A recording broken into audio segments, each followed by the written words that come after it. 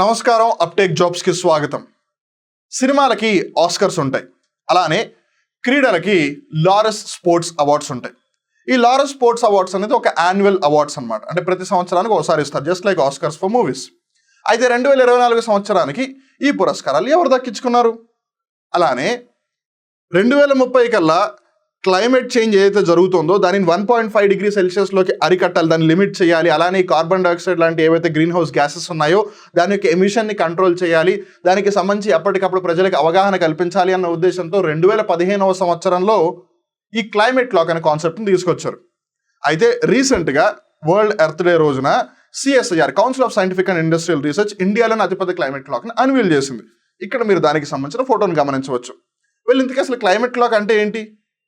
అలానే డిఫెన్స్ అనగానే మన ఇండియాకి సంబంధించి మనకి వెంటనే గుర్తుకొచ్చేది డిఆర్డిఓ, రక్షణ పరిశోధన మరియు అభివృద్ధి సంస్థ అనమాట. DRD, defence research and development organisation. వీళ్ళు ఒక లైటెస్ట్ బుల్లెట్ ప్రూఫ్ జాకెట్ని తయారు చేశారు, అంటే తేలికైన ఒక రక్షణ కవచం లాంటిది. మరి వీటికి సంబంధించిన పూర్తి సమాచారం మనం ఈ వీడియోలో తెలుసుకోవడానికి ప్రయత్నం చేద్దాం. మరి ఇంకెందుకు ఆలస్యం, let's get in to the details.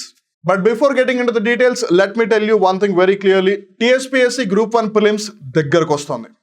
ఇప్పుడు అందరూ అనుకునేది ఒకటే, మాకు చదువుకోవడానికి టైం చాలా తక్కువగా ఉంది, మేము ఆల్రెడీ చాలా చదువుకున్నాము కానీ రివిజన్కి చాలా టైం తక్కువగా ఉంది, ఏదో ఒకటి చేసి మాకు మార్కులు తెప్పించేలా చేయండి అని చాలామంది అనుకుంటూ ఉంటారు. మీరు ఈ 3లో ఏ కేటగిరీలో ఉన్నా సరే మీరు రైట్ ప్లేస్లో రైట్ వీడియోను చూస్తున్నారు. అప్టేక్ జాబ్స్ ప్లస్ యాప్ మీకు టీఎస్పీఎస్సీ గ్రూప్ 1 ప్రిలిమ్స్కి సంబంధించి క్విక్ రివిజన్ షార్ట్ నోట్ సిరీస్ని తీసుకువచ్చింది. ఇక్కడ ప్రతి సబ్జెక్టు కూడా మీకు సుమారు 5 గంటల లోపలే పూర్తి విశ్లేషణ చేయడం జరుగుతుంది. సో దట్ ఎవరైతే అసలు నేను ఇప్పటివరకు ఏమీ చదవలేదు, నేను అసలు ఫుల్ సిలబస్ చదివే అంత ప్రయత్నం కూడా నేను చేయలేను అనుకున్నారో వాళ్ళు దీని ద్వారా మెజారిటీ ఆఫ్ ద సిలబస్ని కంప్లీట్ చేయొచ్చు. అలానే ఎవరైతే మొత్తం సిలబస్ ఆల్రెడీ చదివేశారో మాకు రివిజన్కి కావాలి ఏదన్నా something which we can revise, so that okay ఇది కదా అది కదా అని మాకు గుర్తు చేసుకోవడానికి వీలుగా ఉంటుంది అని ఒకళ్ళు. ఇంకొంతమంది ఎగ్జామ్ ఓరియంటెడ్గా ఏవైతే మేజర్ పాయింట్స్ ఉన్నాయో వేటినైతే మనం మిస్ చేయకూడదో వాటిని ఖచ్చితంగా డిస్కస్ చేయండి అని అంటూ ఉంటారు. సో మీ అందరిని దృష్టిలో పెట్టుకుని ఈ అప్టేక్ జాబ్స్ ప్లస్ యాప్ ఈ క్విక్ రివిజన్ సిరీస్ని స్టార్ట్ చేసింది. అండ్ మీరు అప్టేక్ జాబ్స్ ప్లస్ యాప్లోకి వెళ్ళి ఈ కోర్స్ని పర్చేస్ చేయొచ్చు. సో మీరు మొత్తం కోర్స్ని, అంటే ఈ షార్ట్ నోట్స్ క్విక్ రివిజన్ ఏదైతుందో ఈ కోర్స్ని 399 రూపాయలకి పర్చేస్ చేయొచ్చు, వ్యాలిడిటీ వచ్చేసి ఎగ్జామ్ అయ్యేంత వరకు. ఒకవేళ వీటికి సంబంధించి మీకు ఏదైనా డౌట్ ఉంటే కనుక ఇక్కడ కనిపిస్తున్న నంబర్ 9133449696కి కాల్ చేయండి. లేదు ఇక్కడ కనిపిస్తున్న క్యూఆర్ కోడ్ని స్కాన్ చేసి గూగుల్ ప్లే స్టోర్లోకి వెళ్ళి అప్టేక్ జాబ్స్ ప్లస్ యాప్ని ఇన్స్టాల్ చేసుకుని మీకు కావాల్సిన క్విక్ రివిజన్ కోర్స్ని పర్చేస్ చేయండి. అండ్ రిమెంబర్, మీరు మొత్తం పర్చేస్ చేయాల్సిన అవసరం కూడా లేదు. మీకు ఒకవేళ 1 లేదా 2 సబ్జెక్టులు కావాలనుకోండి, మీరు వాటిని సెపరేట్గానే పర్చేస్ చేయొచ్చు. There is nothing wrong over there. ఏది ఏమైనా సరే మీరు టీఎస్పీఎస్సీ గ్రూప్ 1 ప్రిలిమ్స్కి సంబంధించి మీ ప్రిపరేషన్ని సాఫీగా కొనసాగించాలి అని, అంతా సక్రమంగా జరగాలి అని, మీరు ఎప్పుడు కూడా అలా కాన్ఫిడెంట్గానే ఉండాలి, పేషెంట్గానే ఉండాలని మనస్ఫూర్తిగా కోరుకుంటూ wishing everyone all the very best. So let's get into the details of today's current affair. So మరి సినిమాలకి ఆస్కర్ పురస్కారాలు ఎట్లాగో క్రీడా రంగానికి సంబంధించి లారెస్ స్పోర్ట్స్ అవార్డ్స్ అట్లాగా. మరి లారెస్ స్పోర్ట్స్ అవార్డ్స్ 2024కి సంబంధించి ఈ పురస్కారాలు అవార్డులు ఎవరు దక్కించుకున్నారని మనం జాగ్రత్తగా గమనిస్తే ఐటానా బొన్మాటి ఎవరు? Spain's world cup winnowing midfielder, was named world sportsmen of the year at the Laurus awards. So బేసిక్గా మనం జాగ్రత్తగా గమనించండి, వరల్డ్ స్పోర్ట్స్ ఉమెన్ అంటే క్రీడల పరంగా ప్రపంచ మహిళా క్రీడాకారిణి పురస్కారం ఐటానా బొన్మాటి అనే ఆవిడకి వచ్చింది. తర్వాత world sportsmen of the year అంటే ప్రపంచంలోనే అత్యుత్తమ క్రీడాకారుడి పురస్కారం వచ్చేసి నోవాక్ జాకోవిచ్కి వచ్చింది. ఈయన సెర్బియా దేశానికి చెందిన ఒక టెన్నిస్ ఆటగాడు. Then comes Jude Bellingham. He was awarded World Breakthrough of the Year for his performance with Real Madrid in La Liga, becoming the first footballer to win this honor. ఇక్కడ మనం జాగ్రత్తగా గమనిస్తే real Madrid అనేది ఫుట్బాల్కి సంబంధించిన ఒక club అనమాట. So లలీగా అనే లీగ్లో బ్రేక్ త్రూ పర్ఫార్మెన్స్ ఇచ్చాడు అని చెప్పి జూడ్ బెల్లింగ్హమ్కి పురస్కారం దక్కింది. తర్వాత Simone Biles won the world comeback of the year award after securing 4 gold medals at last year's world championships. So comeback అంటే ఇప్పుడు ఉదాహరణకి మీరు బెస్ట్ కంబ్యాక్ అంటే రీసెంట్ టైమ్స్ మనం జాగ్రత్తగా గమనిస్తే విరాట్ కోహ్లీని కన్సిడర్ చేయొచ్చు. ఒక పర్టికులర్ పాయింట్ ఆఫ్ టైంలో 2020, 2021, 2022 ఆల్మోస్ట్ అలా ఒక లీన్ ప్యాచ్లో వెళ్తూ ఇంకా అయిపోయింది విరాట్ కోహ్లీ పని అన్న టైంలో తను ఆఫ్ఘనిస్తాన్ T20 వరల్డ్ కప్లో ఏదో ఒక సెంచరీ చేశాడు, అక్కడి నుంచి మళ్ళీ కంబ్యాక్ చేశాడు. So in the very same way 2024కి సంబంధించి అంటే ఏవైతే అవార్డ్స్ ఇచ్చారో వాళ్ళలో సిమోన్ బైల్స్కి పురస్కారం దక్కిందనమాట. అలానే the Spain women's football team was recognized as the world team of the year. So ఇప్పుడు స్పోర్ట్స్ అన్నాక చాలా వరకు టీమ్ గేమ్స్ కూడా ఉంటాయి. ఇప్పుడు క్రికెట్ ఉంది, ఫుట్బాల్ ఉంది, వాలీబాల్ ఉంది, హాకీ ఉంది, రగ్బీ ఉంది, అమెరికన్ ఫుట్బాల్ ఉంది. ఇవన్నీ కూడా టీమ్ గేమ్స్. సో ఇట్లా కొన్ని టీమ్స్ని చూస్తే మనకి నిజంగా ఒక విధమైన ఇన్స్పిరేషన్ వస్తుంది. ఇప్పుడు ఉదాహరణకి ఫర్ ఎగ్జాంపుల్ ఐపీఎల్ చూడండి, Mumbai Indians, Chennai super Kings, అలానే రాయల్ ఛాలెంజర్స్ బెంగళూరు, ఈ 3 క్లబ్లకి సంబంధించి లేదు, ఈ 3 టీమ్స్కి సంబంధించి ఎప్పుడు చర్చ బాగా ఎక్కువగా జరుగుతుంది. అభిమానులు చాలా ఎక్కువగా ఉన్నారు, వీళ్ళు ఏదో ఒక మంచి యాక్టివిటీస్ చేపడుతూ ఉంటారు, ఏదో ఒకటి చేస్తూ ఉంటారని. సో అట్లా ప్రపంచవ్యాప్తంగా చాలా టీంలు ఉన్నాయి. వాళ్ళందరూ ఏదో ఒక విధంగా ఏదో ఒకటి ఆట పరంగానో లేదు ఇన్ జనరల్గా సమాజానికి సంబంధించి ఏదో మంచి పని చేస్తూ ఉంటారు కదా. అట్లా బెస్ట్ టీం వచ్చేసి స్పెయిన్ దేశానికి చెందిన మహిళల ఫుట్బాల్ జట్టు అనమాట. తర్వాత de Groot was honoured as the world sports person of the year with disability for her achievements in wheelchair tennis. So ఇక్కడ మనం జాగ్రత్తగా గమనిస్తే వరల్డ్ స్పోర్ట్స్ పర్సన్ అంటే మేల్ ఫీమేల్ని కన్సిడర్ చేస్తున్నారు, ఇద్దరిని కలిపి. సో దివ్యాంగుల కేటగిరీలో వచ్చేసి డి గ్రూట్కి వచ్చింది. అలానే నెక్స్ట్ వచ్చేసి Arisa Trew was named world action sports person of the year for skateboarding. ఇక్కడ మీరు జాగ్రత్తగా గమనిస్తే మన ఇండియాలో ఈ యాక్షన్ స్పోర్ట్స్ అనే దానికి పెద్దగా ఇంట్రెస్ట్ ఎవరు చూపించరు. దానికి గల కారణం అందరికీ ఇంజనీరింగ్, మెడిసిన్ సీట్లు కావాలి, అందరూ ఐఐటి, నీట్లు అలానే వీటిలోనే మంచి మార్కులు తెచ్చుకోవాలి తప్పితే వాళ్ళకి మిగతా ఏమీ అవసరం లేదు. సో ఇక్కడ మనం జాగ్రత్తగా గమనిస్తే skiing, skateboarding, dirt bike, motor racing ఇవన్నీ కూడా యాక్షన్ స్పోర్ట్స్లోకి వస్తాయన్నమాట. సో అట్లా ఏదైతే స్కేట్ బోర్డింగ్ ఉందో అందుకు గాను అరిసా ట్రూకి world action sports person of the year award దక్కింది. అలానే the Rafa Nadal foundation was acknowledged with the Laureus sports for good award. ఇప్పుడు మనం జాగ్రత్తగా గమనిస్తే చాలా మంది ఏమనుకుంటారు, మరీ ముఖ్యంగా అగైన్ కమింగ్ బ్యాక్ టు ఇండియాలో స్పోర్ట్స్ అంటే ఒక టైం పాస్, అంతకు మించి మరేమీ లేదు. ఎవరైనా ఆడుతున్నాడు అంటారే ఆడింది చాలు ఇంకా నువ్వు వచ్చా అని అంటారు, కానీ వాడు ఆట బాగా ఆడుతున్నాడు, వాడికి మనం ఏదో ఒక విధంగా ట్రైనింగ్ ఇప్పిద్దాము, మేబీ యూ నెవర్ నో, దాంట్లో ఒక కెరీర్ని బిల్డ్ చేసుకుంటాడేమని ఎవరు ఆలోచించరు. చాలా కొద్ది మంది మట్టుకే ఆలోచిస్తారు. ఆలోచించిన తర్వాత అయ్యో మన పిల్లల్ని మనం అలా చేస్తుంటే బాగుండేది అనుకుంటారు. ఏది ఏమైనా సరే మనం ఎంతసేపు స్పోర్ట్స్లో ఒక విధంగా టైంపాస్ కానీ కన్సిడర్ చేసినా స్పోర్ట్స్ మనుషుల జీవితాలను కూడా మార్చగలదు. ఫర్ ఎగ్జాంపుల్ మీరు G5 యాప్లో జుండ్ అని ఒక మూవీ ఉంది, దాన్ని చూడండి, మీకు తెలుస్తుంది అట్లీస్ట్ ఒక విధంగా how sports can have a transforming effect on people's lives, ఎలా మనుషుల జీవితాన్ని మార్చగలదు అని. సో అట్లా రఫెల్ నడాల్ అనే అతను ఒక టెన్నిస్ ప్లేయర్ ఉన్నాడు స్పెయిన్ దేశానికి సంబంధించి, ఆయన స్పెయిన్ బుల్ అని కూడా పిలుస్తూ ఉంటారు. సో రఫెల్ నడాల్ ఒక టెన్నిస్ ఫౌండేషన్ ఎస్టాబ్లిష్ చేశారు అనమాట, which is also called as the Rafael Nadal foundation. So దానికి స్పోర్ట్ ఫర్ గుడ్ అవార్డు వచ్చింది. అంటే స్పోర్ట్తో ఈ మానవత విలువల్ని పెంచడం కానీ మనుషులకి మంచి చేయడం అనే అంశానికి సంబంధించి పురస్కారం దక్కింది అనమాట.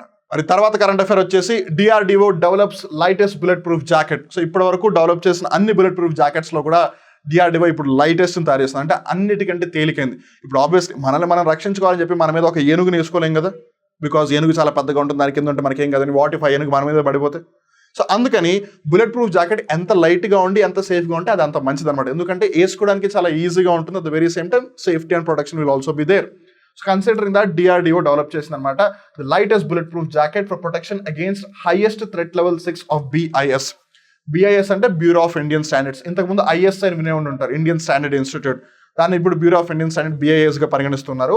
సో ఇక్కడ బుల్లెట్ ప్రూఫ్ జాకెట్స్ కి సంబంధించి థ్రెట్ లెవెల్స్ ఉంటాయి, అంటే ఏ వెపన్ యూస్ చేసి ఫైర్ చేస్తే ఎలా ఉంటుంది, లేదు షార్ట్ డిస్టెన్స్, లాంగ్ డిస్టెన్స్, ఇలా అన్నిటినీ కన్సిడర్ చేసి థ్రెట్ లెవెల్ 6 ఏదవుతుందో అది అన్నిటికంటే ప్రమాదకరమైంది అనమాట.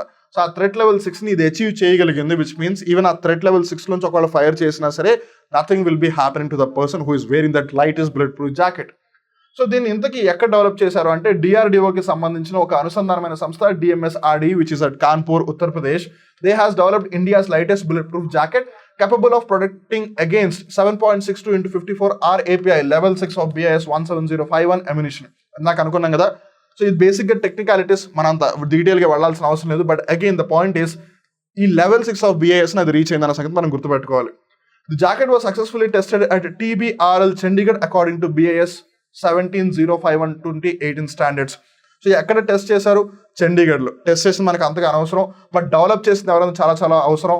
DRDO యొక్క DMSRD కాన్పూర్. లెవెల్ 6 కూడా గుర్తుపెట్టుకోవాలి. The hard armour panel on the jacket can withstand multiple hits, 6 shots of sniper rounds. మీలో చాలా మంది ఎస్పెషల్లీ ఎవరైతే ఈ వార్ఫేర్ గేమ్స్ ఆడుతూ ఉంటారో, కాల్ ఆఫ్ డ్యూటీ అని, లేదు PUBG అని, ఇలాంటి గేమ్స్లో మీరు జాగ్రత్త వింటే స్నైపర్ అని ఒకటి వినిపిస్తూ ఉంటుంది. It's sort of sophisticated weapon అనమాట. సో కంటిన్యూస్గా స్నైపర్ యొక్క 6 రౌండ్స్ని అది తట్టుకోగలదు, which is too high. So దానికి సంబంధించి HIP అనేది వాడుకలో ఉంది. Hard armour panel. ఆర్మర్ అంటే ఇట్స్ బేసిక్లీ కవచం అనమాట. సో ఆ కవచం ఎంత గట్టిగా ఉంటుందంటే స్నైపర్ షాట్ పర్ఫెక్ట్గా వేస్తారు. ఇట్స్ నాట్ లైక్ అలా కాల్సారు అనమాట. స్నైపర్ని ఒకసారి టార్గెట్ చేసి పర్ఫెక్ట్గా షూట్ చేస్తారు, ప్రిసైజ్గా వెళ్తుంది అది. సో దాన్ని 6 రౌండ్స్ కూడా తట్టుకోగలదు అది. The ergonomic design of the hard armor panel made from monolithic ceramic plate with polymer backing enhances comfort and wearability as well.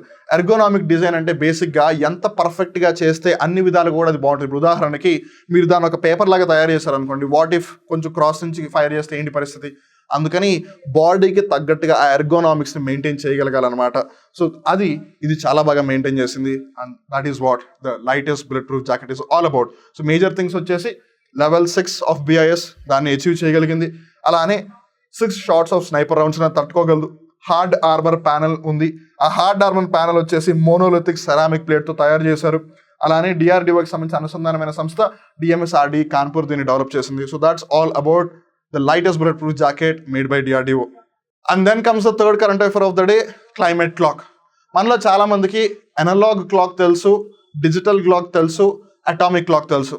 Analogue clock అంటే మనం ఇన్ జనరల్గా వాడే వాచ్, గడియారం, టిక్ టిక్ టిక్ టిక్ అది. Digital clock అంటే మనందరూ తెలుసు, just నెంబర్లు ఉంటాయి. Most of the smart watches are of that.